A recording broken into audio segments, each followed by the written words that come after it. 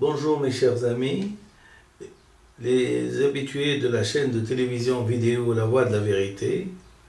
Ça fait longtemps que je n'ai pas fait enregistrer de vidéo et donc ça me fait plaisir d'ajouter une vidéo. Et je suis confronté à mon âge, à l'âge de 69 ans, à un problème simple, le mensonge en politique. Alors vraiment là c'est à perdre ses cheveux, hein, et surtout leur couleur, c'est à perdre ses cheveux noirs, si j'ose dire. Vraiment, c'est une catastrophe humaine que les gens veulent faire de la politique sans avoir étudié la politique, et ils sont obligés de mentir, de fabuler, hein, de faire des déclarations à tort et à travers, juste pour parler. Le mensonge, il a sa définition, et donc j'ai décidé pour combattre le mensonge, hein, combattre le mensonge qui existe dans les 10 commandements. Il ne faut pas mentir, bien sûr, ni tromper, au nom de Dieu. Hein, les 10 commandements, bien sûr, sont toujours là pour vérifier ce que je dis. Hein.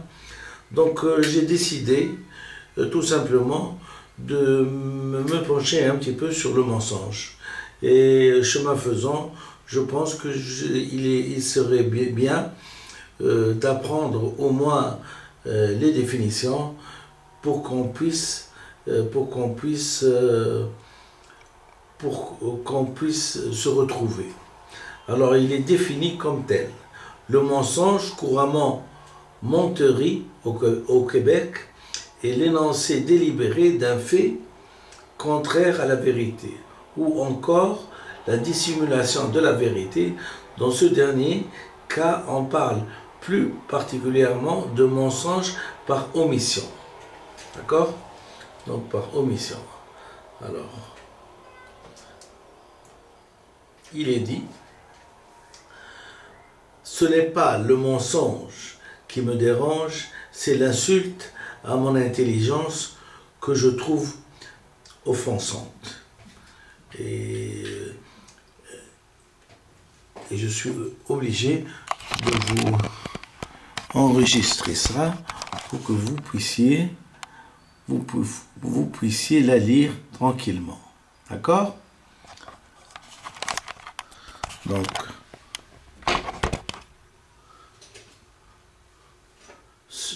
Donc, le mensonge, couramment menterie au Québec, est l'énoncé délibéré d'un fait contraire à la vérité, ou encore la dissimulation de la vérité. Dans ce dernier cas, on parle plus particulièrement de mensonge par omission. Par omission, voilà.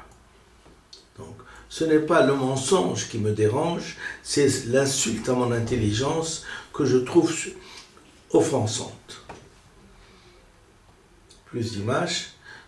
Donc, chemin faisant, nous allons vous lire tout ce qui a été dit sur le mensonge. Ce n'est pas le mensonge qui me dérange, c'est l'insulte à mon intelligence que je trouve offensante. Très bien dit. Alors,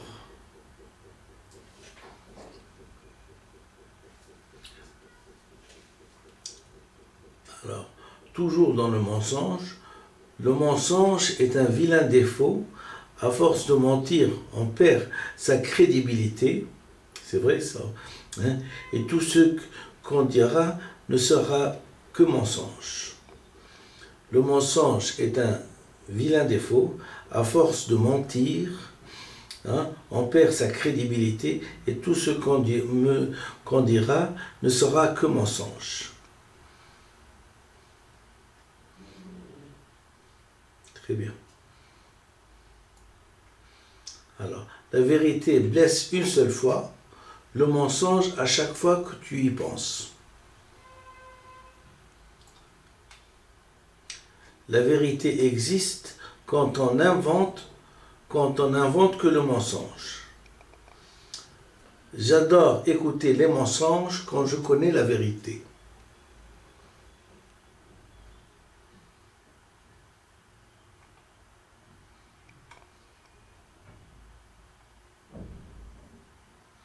Bien sûr.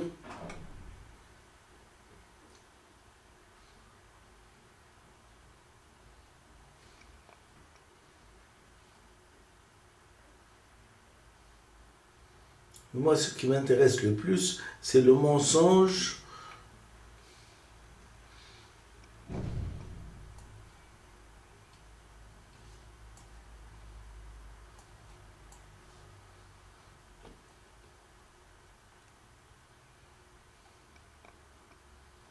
Je préfère une vérité qui fait mal à un mensonge qui fait du bien.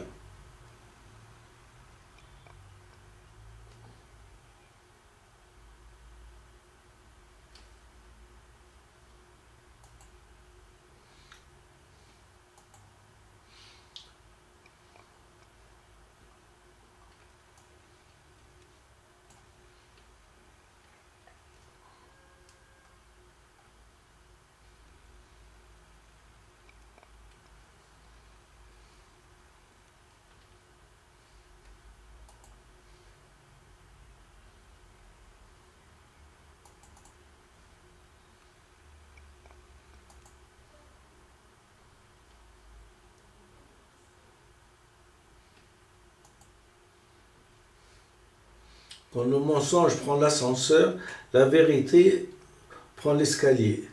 Elle met plus de temps, mais elle finit toujours par arriver. Ça c'est pas mal. Quand le mensonge prend de l'ascenseur, la vérité prend l'escalier. Elle met plus de temps, mais elle finit toujours par arriver.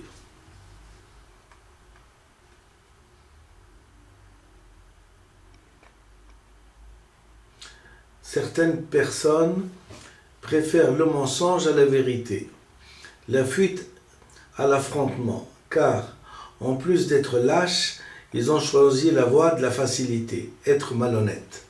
C'est très bien ça. Voilà ce que j'avais à dire. Donc, c'est surtout... Ah voilà, c'est celle-là la plus importante. Parce qu'elle... elle photographie un petit peu le pire des mensonges, le pire des mensonges, c'est une nation bâtie sur le mensonge. Bien sûr, le pire des mensonges est une nation qui est bâtie sur le mensonge. C'est vraiment le malheur d'une nation, d'un peuple qui est bâti sur le mensonge. Hein, qui regarde le mensonge et qui applaudit, qui ne contredit pas. C'est ce qu'on appelle le mensonge par omission. Voilà. C'est comme, par exemple, tous les pays arabes écrivent à l'envers, ce qui est, psychanalytiquement parlant, pas un grand mensonge, un crime mensonger. Alors ce crime mensonger, hein, je suis le seul, docteur Benfisa Ahmed, hein, et je suis presque obligé de dire que je suis né dans la ville arabe, hein, et je suis né dans une... je suis le fils d'un ouli, d'un Wild Zawiya, comme on dit, Wild Zawiya, hein, qui est malade de vérité. Il faut dire la vérité. Sinon, on ne pourra jamais avancer. Et c'est la raison pour laquelle, que j'écris. Parce que il y a toujours, la vérité finit toujours par prendre, comme on dit, l'escalier et arriver. Or, si la vérité arrive, il y a même un châtiment. Il y a même un châtiment. Hein? Et je l'ai bien dit, comme je suis excusez-moi le terme, un fou furieux de la vérité, tous les gens qui mentent, j'aime pas leur parler. Parce que ils chargent ma conscience. Hein? Et du président de la République, n'importe lequel, quand il se met à mentir, pour moi, il est discrédité. Et c'est pour ça que je suis un maoïste, parce que Mao n'a jamais menti, parce que Lénine n'a jamais menti, parce que Staline n'a jamais menti, et parce que pour leur État, pour leur... parce que Poutine n'a jamais menti, le mensonge c'est une catastrophe en politique. Tous les gens qui ne sont pas capables de dire des vérités à leur État, c'est de l'indignité présidentielle. C'est de l'indignité présidentielle. C'est du vol et de l'escroquerie. C'est du vol et de l'escroquerie au sommet de l'État. C'est ça être président. Où on est honnête et on parle à son peuple, les yeux comme Moïse a parlé au bon Dieu, et debout devant Dieu, Moïse ayant pris place, lui parler face à face, hein, c'est comme ça, hein, et c'est pour ça que je vais profiter de ce moment pour vous lire les 10 commandements. Et ce n'est jamais trop tard, même à 69 ans. Et pour vous, je ne sais pas si vous êtes jeune ou si vous êtes vieux, hein, mais les 10 commandements, c'est pas une nécessité, c'est un impératif de les connaître par cœur. Par cœur. Vous voulez une société idéale, c'est par les 10 commandements de Moïse qu'il faut passer. Hein, et ce n'est pas une opposition et un discrédit vers les écrits du Coran qui sont saints et que je respecte, mais les 10 commandements ont été gravés par le bon Dieu sur le marbre et il faut les connaître, c'est la base. C'est la base de toutes les religions, de la religion chrétienne et de la religion musulmane. Et de la religion et de toutes les civilisations, les 10 commandements. Donc, je vais me faire un plaisir de vous les lire un par un. Et ils sont là. Ils sont là. Ils sont là devant moi. Ils sont là devant moi. Hein? Voilà. Voilà. Voilà. Voilà. Donc, c'est juste l'écoute. C'est même pas la lecture, mais c'est l'écoute. Je vous demande de bien m'écouter. Hein? Alors, hein? Je vais prendre les 10 commandements comme les tables de la loi, comme on dit. Voilà.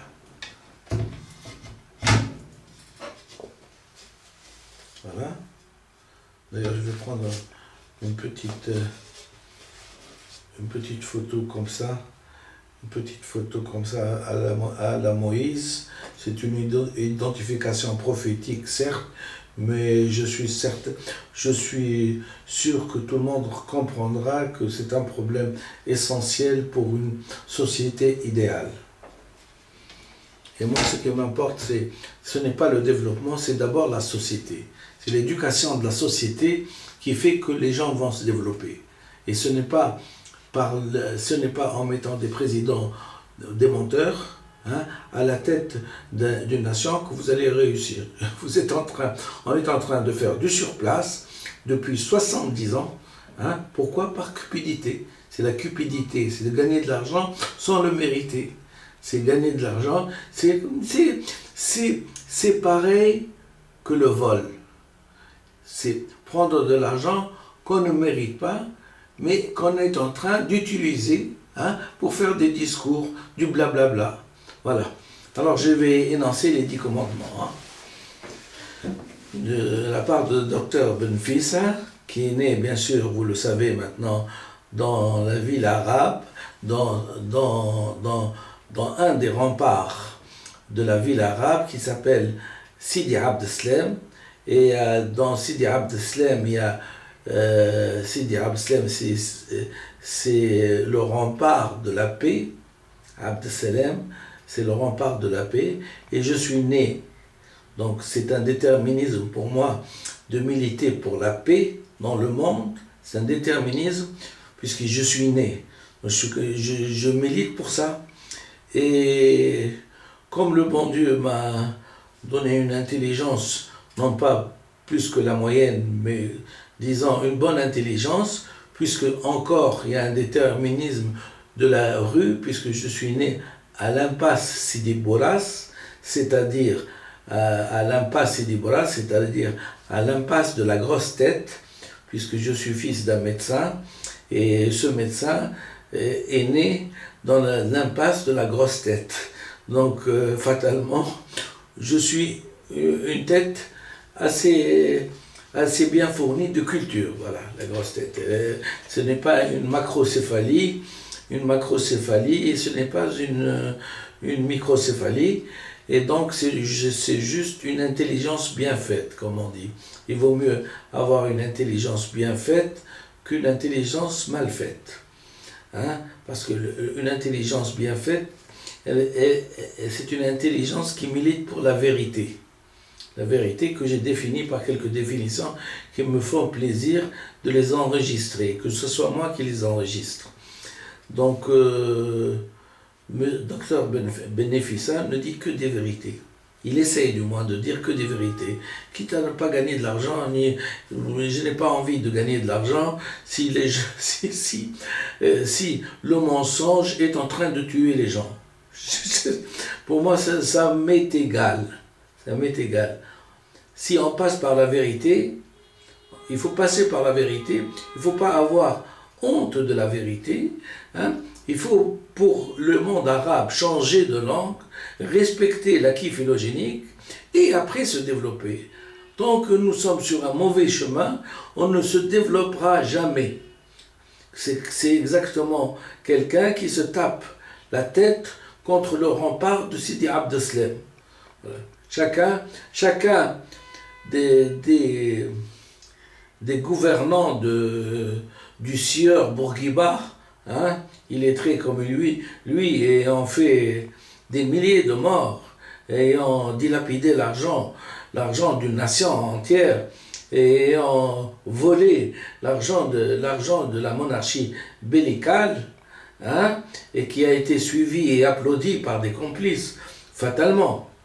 C'est des complices fatalement, et qui n'a rien réussi, même pas à scolariser de façon bonne ses enfants, et qui en a fait des terroristes, et ils sont encore des terroristes.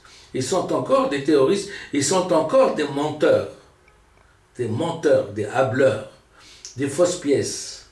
Hein? Ces fausses pièces. Je m'emporte contre ça. Et je suis en contact, non pas, parfois je m'adresse vers la Chine, parce que c'est elle qui détient la vérité. Si la Chine n'impose pas la vérité à cette nation, à une nation comme la Tunisie de 12 millions, qui est en train toute l'Afrique est en train de suivre la Tunisie, laquelle Tunisie est bâtie sur un mensonge fourni par Bourguiba et De Gaulle, hein, d'écrire de droite à gauche et de remonter le temps. Vous voyez un petit peu la catastrophe dans laquelle M.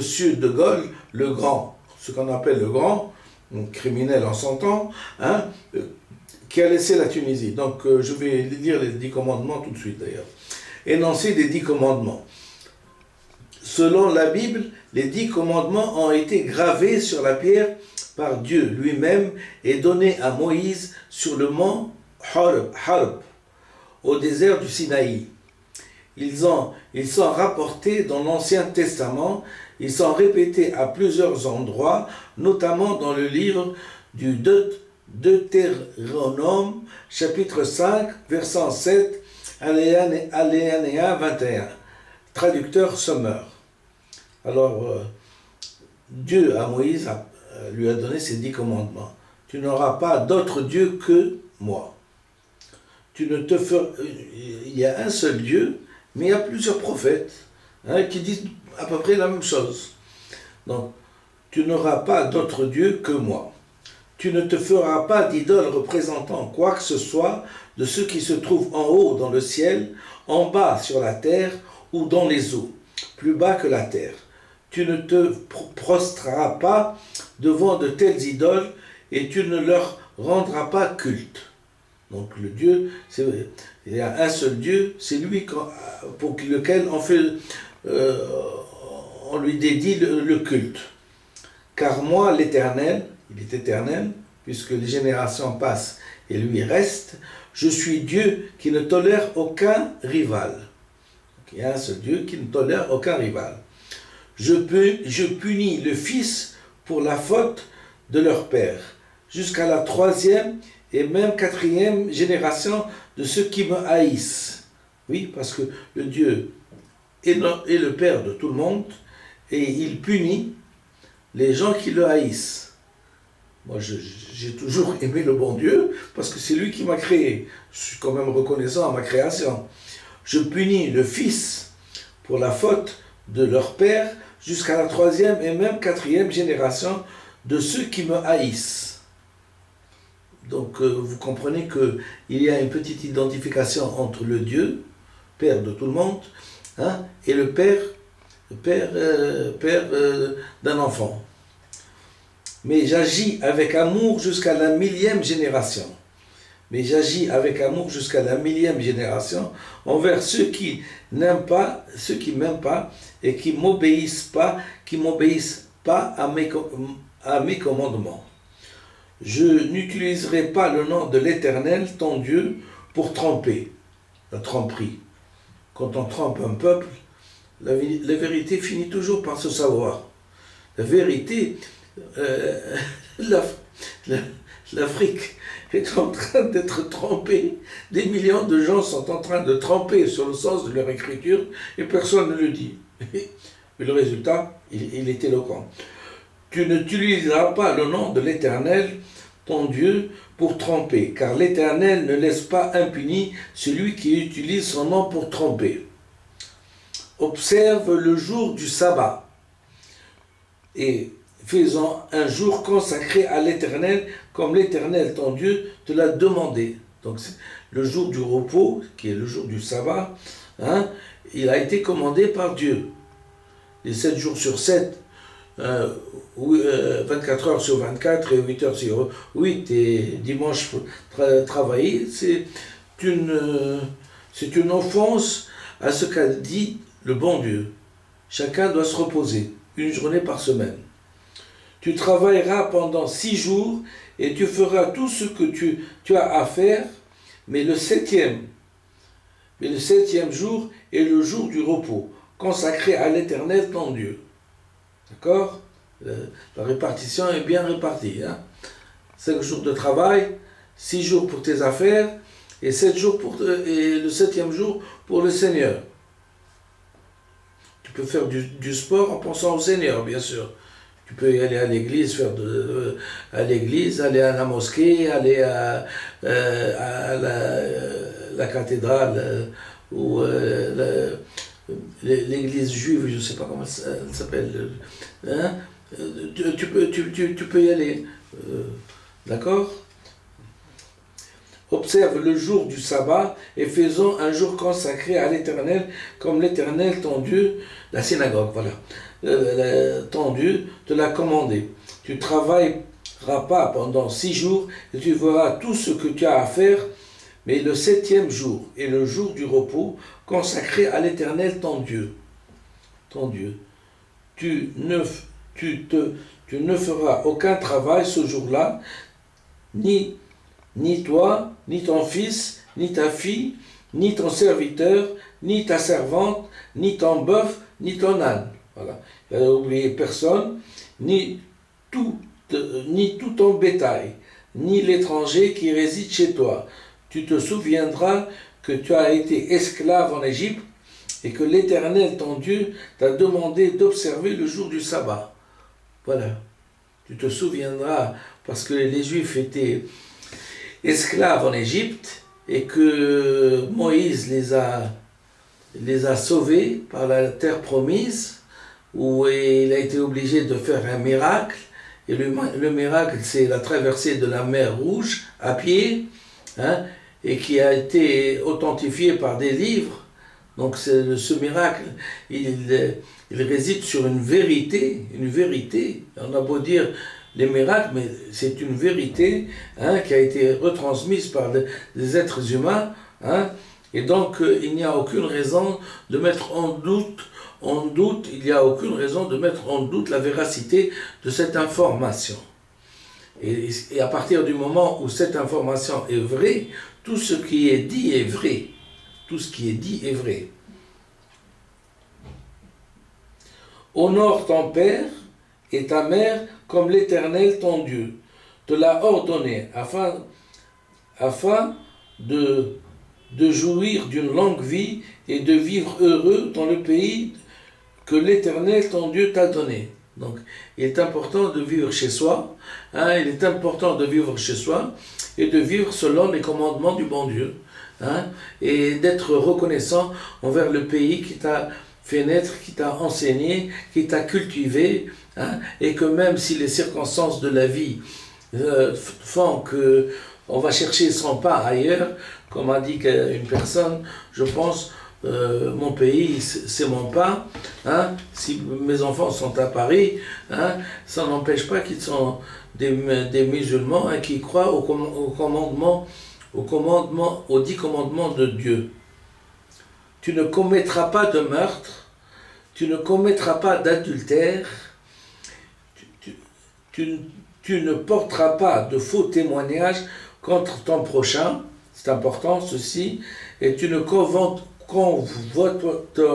pas la femme de ton prochain. Tu ne convoiteras pas la maison de ton prochain, ni son champ, ni son serviteur, ni sa servante, ni son bœuf, ni son âne, ni rien de ce qui lui appartient. Voilà, ça c'est le 10e commandement, c'est contre le vol. Contre le vol et contre les gens qui se rincent l'œil à chaque fois qu'ils rencontrent leur ami avec sa femme. Hein? Ils se mettent à se jeter, comme on dit. Signification des 10 commandements. Voici une paraphrase d'explication de ces commandements qui ne reprend le style de ces commandements où Dieu s'adresse à l'homme à la première personne. À la première personne, voilà. À la première personne.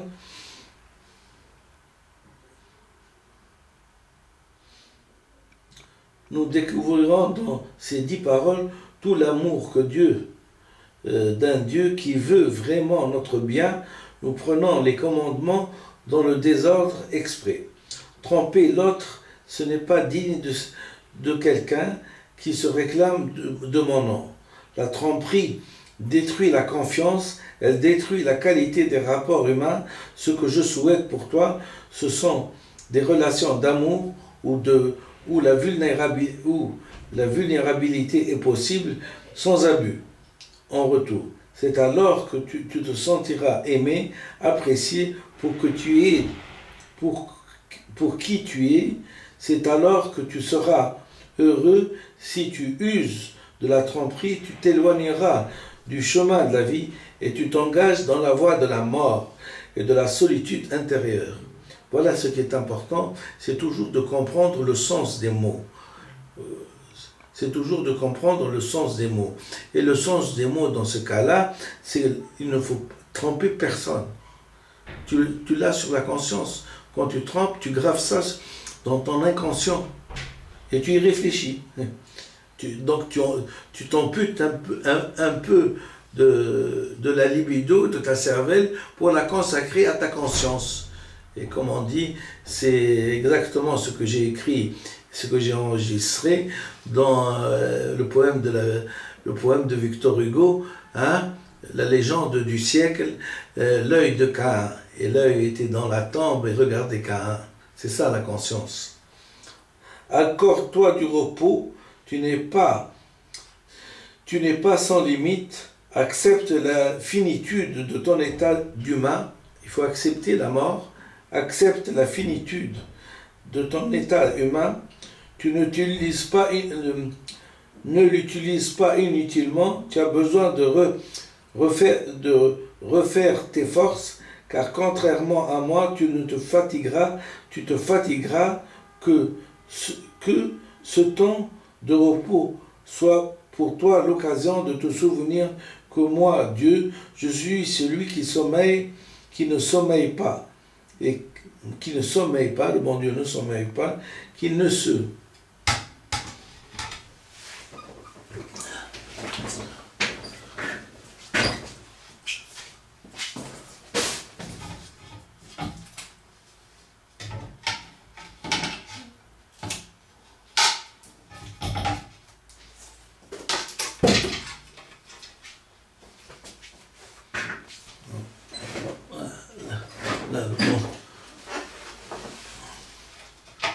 Le bon Dieu qui ne se mêle pas, tu sais que lorsque tu mens au sujet de l'autre, tu portes atteinte à son intégrité, tu violes le sens inné de la justice, parce que le mensonge c'est voler le sens inné de la justice que j'ai placé en lui, en lui, en toi et en chacun. Il a placé le sens de la justice dans la justice, en lui, chez toi et chez chacun. Tu suscites en l'autre une colère légitime. Tu suscites en l'autre une colère légitime. C'est une colère légitime que quand tu entends quelqu'un mentir. Tu fausses les relations qu'il a. Tu le mets dans l'isolement. Dans l'isolement. Dans l'isolement, voudrais-tu que quelqu'un te fasse pareil? Prendre pour toi ta compagne ou le compagnon de l'autre, c'est violer son intimité. Ne sais-tu pas que ceux qui s'unissent sexuellement ne font plus qu'un, ne les séparent pas, tu échapperas, tu déchireras quelque chose à l'intérieur d'eux-mêmes. Tu déchireras quelque chose à l'intérieur d'eux-mêmes. Lorsque tu cèdes à la convoitise, tu te pièges toi-même. Tu penses que tu seras plus heureux si tu possèdes ce que l'autre a. Or, la clé du bonheur, c'est de savoir accepter le manque. La clé du bonheur, c'est accepter le manque. Il fait partie de la condition humaine. Non seulement tu ne peux pas être tout, tu n'es pas tout puissant, mais tu ne peux pas non plus tout avoir. Et c'est justement le manque qui te permet de désirer, de rêver et d'initier. Alors engage-toi dans la vie, dans le respect de la propriété d'autrui. Et tu en feras heureux. Vois-tu, c'est pour toutes ces raisons que je te dis de ne pas avoir d'autre Dieu que moi, pour satisfaire ta soif spirituelle. Tu pourras te faire une religion à ta sauce, mettre une créature à la place du Créateur. Si tu faisais cela, tu fondras ta vie sur quelque chose de fabriqué par moi, par toi-même, qui ne te dépassera pas. Cela ne te sera d'aucun secours et t'amènerait à te dégager de toi-même. Si tu ne reconnais pas ton Dieu, tu seras ton propre Dieu. Tu seras alors ivre à ta propre subjectivité, sans ancrage plus profond que tes propres perceptions. Tu n'auras pas que tes seuls sentiments pour différencier ce qui est bon de ce qui est pas bon. Et comment le feras-tu, toi qui n'as qu'une vue très partielle du monde, toi qui ignores celui qui se joue de ton cœur de l'autre et qui fatigue et qui se fatigue pas. Tu peux te reposer sur moi, en moi. Lorsque tu dors, je veille sur ce repos, tu seras bénéfique. N'oublie pas que d'autres humains, les animaux et même la terre sont eux aussi limités. N'abuse pas d'eux, respecte respecte-les et respecte-toi. Agir ainsi suscitera l'harmonie et tu en seras plus heureux. Si tu ne respectes pas ton père et ta mère, tu affaiblis les liens que toi et tes enfants ont avec eux. Sais-tu qu'un enfant privé des liens avec ses grands-parents est beaucoup plus que d'autres candidats au suicide? Tu as besoin de pouvoir. Tu t'inscriras dans une lignée, cela contribue à la santé mentale, à la tienne et à celle de tes enfants. Si tu ne respectes pas ton père et ta mère, tu entraves l'inscription de tes enfants dans leur généalogie. Tu mets sur eux une charge qu'ils n'ont pas apportée. Il se peut que ton père, que ta mère ait des grands-parents et des grands torts envers toi. Je ne te demande pas de masquer cela à quiconque. Je ne te demande pas de dire que c'est pas grave, car ça c'est laid. Tu n'as pas à être d'accord avec eux, ni à cautionner leur agissement, qu'ils sont mauvais, mais les respecter. C'est reconnaître que l'être humain garde de la valeur malgré les mauvais choix qu'il fait. Mauvais choix, ne souhaiterais-tu pas que tes propres enfants aient des regards sur toi lorsqu'ils se souviennent des blessures inévitables qu'ils auront vécues dans leur relation avec toi? Voilà. Très bien. Tu ne commets pas de meurtre parce que la vie ne t'appartient pas, ni la tienne, ni celle d'autrui, et toute la vie a de la valeur. Ce n'est pas à toi d'en disposer. Ne charge pas ta conscience. Certaines situations peuvent provoquer de la haine en toi. Tu ne te laisses pas dominer par des émotions, mais si elles sont légitimes, moi, Dieu, je te ferai justice. Moi, Dieu, je te ferai justice. C'est-à-dire que c'est le bon Dieu qui rend la justice. Justice. Je serai bien plus équitable que toi parce que je connais chaque recoin du cœur de chaque humain. Bon Dieu,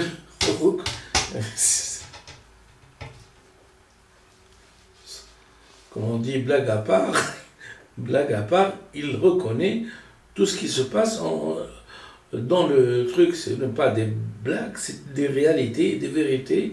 Et toute mon expérience de la vie a fini toujours par démontrer qu'il y a toujours une justice du ciel. Et la justice du ciel, elle finit toujours par apparaître, hein, pas immédiatement, pas de façon immédiate. Ce n'est pas un coup de poing qui te vient du ciel, mais que tu attends compte à la fin. Et c'est ce que dit d'ailleurs le Coran. Ça me fait plaisir de le nommer parce que je crois à tous les livres sacrés.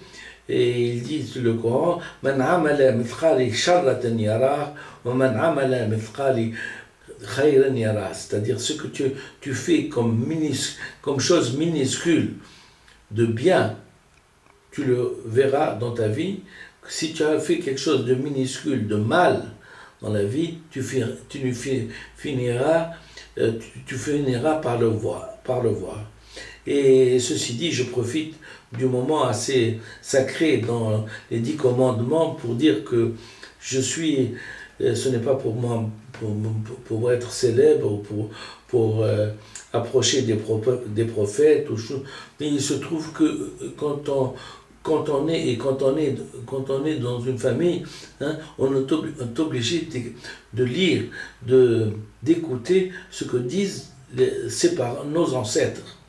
Or, justement, la famille Ben Fils, hein, qui est à Tunis, qui est installée à Tunis, à Sidi Abdeslam, à Sidi Boras, primitivement, et qui a déménagé après, hein, elle a un ouli. Et le ouli, c'est un type qui dit des sagesses en général. Des sagesses, et un petit peu des choses assez prophétiques. Alors, qui disait justement pour la famille Ben-Fils, hein, la famille Ben-Fils, hein, qui est peut-être du 15e ou 12e siècle après Jésus-Christ, hein, et qui existe même en Algérie et qui existe en Tunisie, et qui disait ce lit-là, il disait ces mots,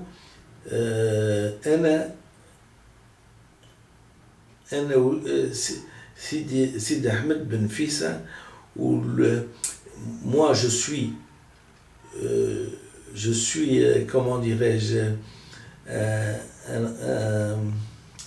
un ouli, c'est un homme assez, un peu sacralisé, un petit peu, c'est un homme sage, disons, un ouli. Moi je suis le fils, un ouli Ben Fissa, moi je suis bon, et je suis intègre, et j'ai une certaine quantité de sagesse, et mon secrétaire est mon secrétaire est Sidi Bouhachena. Sidi Bouhachena, donc c'est le secrétaire du Ouli Ben Fissa. Sidi Ahmed Ben Fissa. Dans la Zawiya, je vous ai dit, elle est à Bab Lassel, à Tunis, en plein Tunis, au centre de Tunis. Bab Lassel, c'est la porte du miel. La porte du miel. Alors,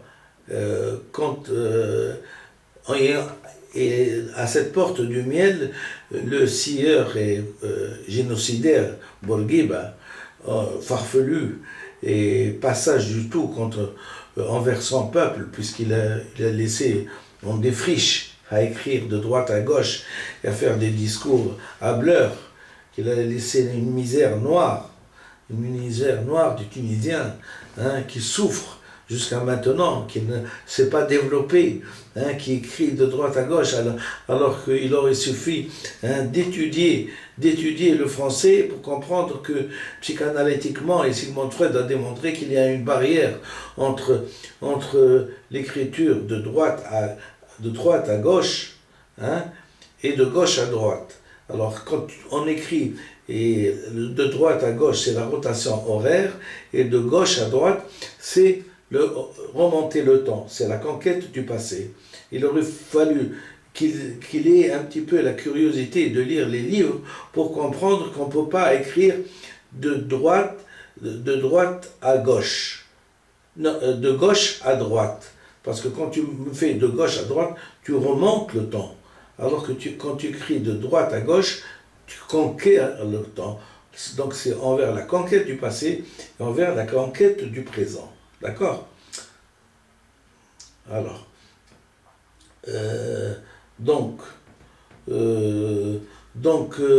Sidi Bouhachena disait, Sidi Bouhachena, c'est le Keteb Tarsi, Ouli Ben Fils, disait, non, Sidi Ben Fils, ou Kili, Si Bouhachena. Donc, son secrétaire, c'est Si Bouhachena, c'est un nom, attention. Hein? Celui qui me fait du mal, hein, je finirai par lui rendre ce mal. اللي يعمل شر ذريتي اللي يعمل شر ذريتي نعطيها له بفيانا. أنا سيدي بن فيسا وكيلي سيدي بوحشانة اللي يعمل شر